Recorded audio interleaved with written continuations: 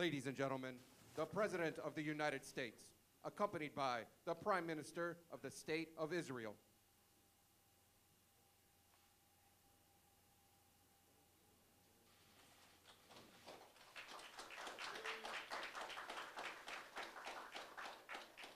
Thank you very much. Thank you.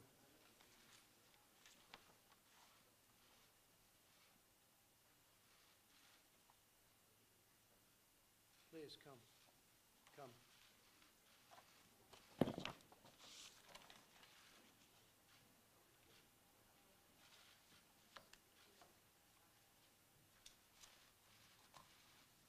Sarah, come, please, everybody. They can come. It's a big moment. It's a very important moment. It's my honor to welcome Prime Minister Netanyahu to the White House. A very special man. He's done a great job. I want to begin by expressing our condolences to the Prime Minister and the people of Israel for the horrific Hamas rocket attack on Israeli homes this morning, which wounded 7 civilians at least, including numerous children. Our prayers are with our friends in Israel as they carry out an incredible way of life in the face of great terror. The United States recognizes Israel's absolute right to defend itself. The despicable attack this morning demonstrates the significant security challenges that Israel faces every single day.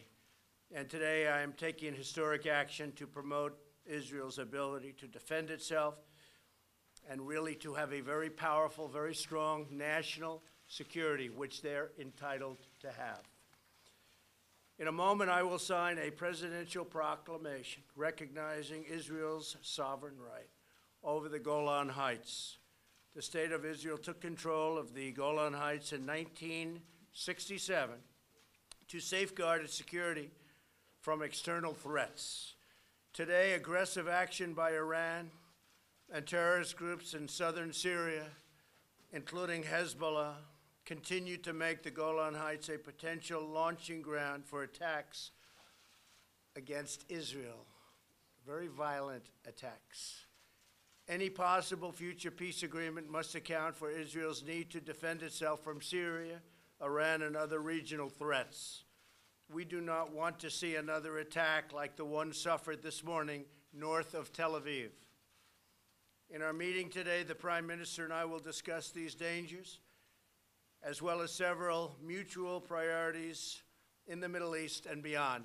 We'll be discussing other subjects also, including trade, but we will mostly be discussing this defense and perhaps offense. Under my administration, the unbreakable alliance between the United States and Israel has never been stronger. You read things, you hear things, it's never been stronger. Just remember that. People talk, but it's only talk. Our relationship is powerful.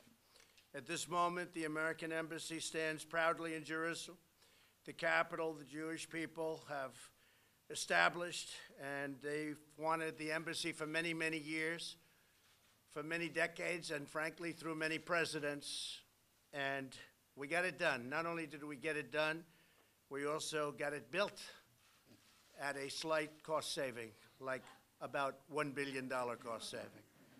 And I want to thank Ambassador David Friedman for the job he's done, and Jason Greenblatt and Jared and everybody. They worked so hard together, so I want to thank you all. Thank you very much, Ambassador. You enjoying it? Thank you. And you love Israel? And America. Good. And America. I was waiting for him to say that. We have defeated the caliphate in Syria. We have withdrawn from the horrible Iran nuclear deal and imposed the toughest ever sanctions, and these are by far the toughest ever on the Iranian regime. It's having a big effect. Iran is not the same country that it was when I took office. The day I took office, we had threats all over the Middle East and beyond. Iran is a much different place right now than it was. As I said during my State of the Union address, we will not avert our eyes from the dictatorship that chants death to America, death to Israel, and calls for genocide against the Jewish people. We won't let them even consider that. We will confront the poison of anti-Semitism through both our words and, maybe even more importantly, our actions. In the last century, humanity witnessed the horrific consequences of anti-Semitism and a world without a Jewish homeland. In the wake of those unthinkable horrors, the Jewish people built a mighty nation in the Holy Land, something very, very powerful, something very special and important. Today, Israel demonstrates that incredible possibilities when strong, sovereign, and independent nations chart their own destinies. There can be no better example of greatness than what Israel has done, starting from such a small speck of sand. Israel is an inspiration, a trusted ally, and a cherished friend. The United States will always stand by its side. I'd like to now invite Prime Minister Netanyahu to say a few words. And Bibi and I have known each other for a long time. He's another one who truly, truly loves Israel. I think I can say he also loves the United States. So before I sign the presidential proclamation recognizing Israel's sovereignty over the Golan Heights, I'd like to ask Prime Minister Netanyahu to say a few words. Thank you very much. Thank you. Thank you.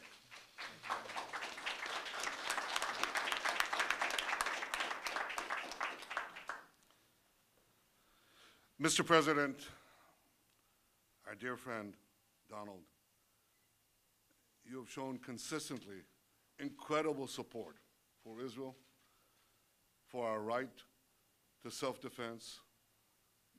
When we exercise that self-defense, you have never flinched. You've always been there, including today, and I thank you. Yesterday, a rocket was fired from Gaza, deep inside Israel. It hit a home north of Tel Aviv. It wounded 7, including 2 small children. And miraculously, no one was hurt. No one was killed. Israel will not tolerate this. I will not tolerate this. And as we speak, as I told you, Mr. President, just now, Israel is responding forcefully to this wanton aggression. I have a simple message to Israel's enemies. We will do whatever we must do to defend our people and defend our state. After this meeting, I will return home ahead of schedule to lead the people of Israel and the soldiers of Israel. But before I go, Mr. President, it was so kind of you to invite me to come here. It was so important for me to come here to the White House and to thank you. Mr. President, over the years, Israel has been blessed to have many friends who sat in the Oval Office. But Israel has never had a better friend than you. You show this time and again. You show this when you withdrew from the disastrous nuclear deal with Iran. I remember in one of our first meetings you said, "This is a horrible deal. I will leave it." You said it, you did it. You showed it when you restored sanctions against a genocidal regime that seeks to destroy the one and only Jewish state. You said, "I will restore those sanctions." You said it, and you did it. You showed that when you recognized Jerusalem as Israel's capital and moved the American embassy there and gave us a tremendous ambassador. You said it, you did it. And you've showed it once again today, Mr. President, with your official proclamation recognizing Israel's sovereignty over the Golan Heights. Mr. President, ladies and gentlemen, this is truly a historic day.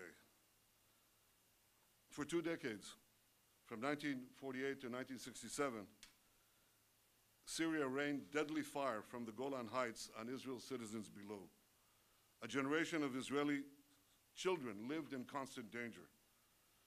And then, in 2 glorious days, in June 1967, the brave soldiers of Israel scaled those daunting heights and liberated the Golan. This has profound meanings for all Israelis, and for me personally.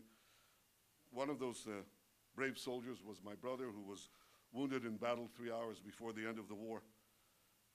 And a few years later, as an officer in a special unit, I led my soldier into a covert mission into Syria. And as we came back to the Golan, to Israel, we nearly froze to death in a blinding snowstorm. Well, as you can see, I'm still here. But at that point, in 1967, Israel seized the high ground, which has since proven invaluable to our defense. Because in 1973, Syria launched a surprise attack against Israel. And those same Golan Heights proved to enable us to absorb the initial attack. It was a horrific attack, and successfully counterattack the invading Syrian forces. Within 3 weeks, we were at the gates of Damascus. Outmanned, outgunned, our brave soldiers triumphed after one of the hardest fought tank battles in our history. But while Israel won those 2 wars, we would have to wait nearly half a century until this moment here in this room to translate our military victory into a diplomatic victory.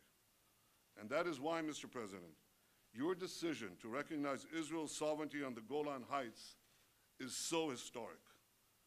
Your recognition is a twofold act of historic justice.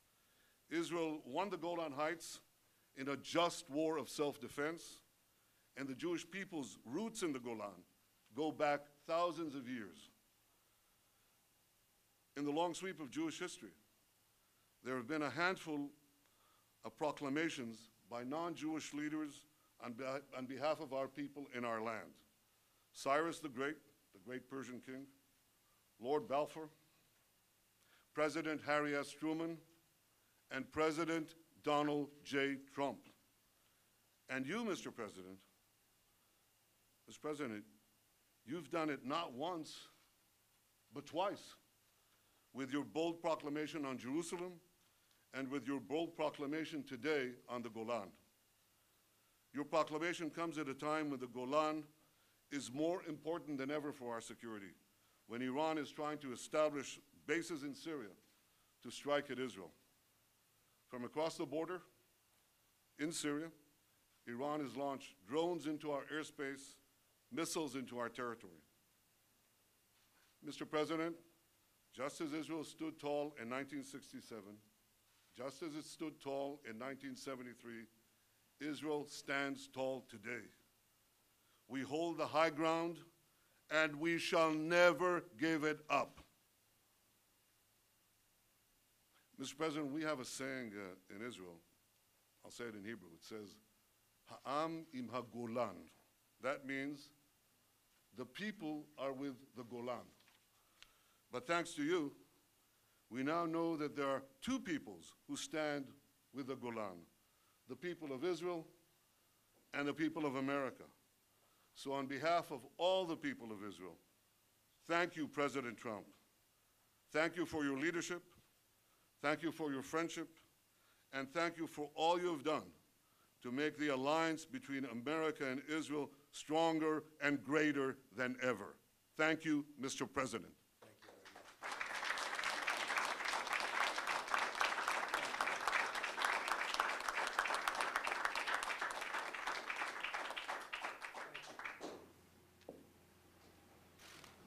Thank you very much. That was beautiful.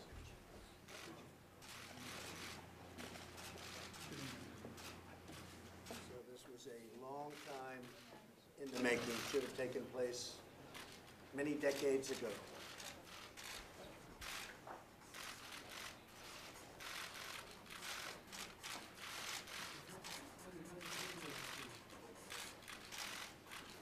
Maybe you can give this to the people of Israel.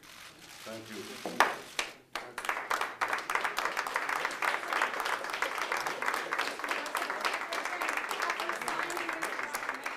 Mr. President, after signing this proclamation, after recognizing Jerusalem, will your deal of the century include separation of Jerusalem? Will you give Palestinians? We're talking right now, we're talking about this. Thank you very Will much. Israel Thank you, have to everybody. say something? Mr. In order to President- have this recognition, do you want to see Prime Minister Mr. Netanyahu President, be the I have next to Prime tell you Minister? that I brought you a case of the finest wine from the Golan. I understand you're not a great wine drinker, but could I give it to your staff? Yes, you can. And I hope they don't open an investigation on that. Mr. President, do you want to see the Prime Minister, do you want to see Prime Minister Netanyahu win the Yes, election? yes. Mr. President, will the court release him to the court?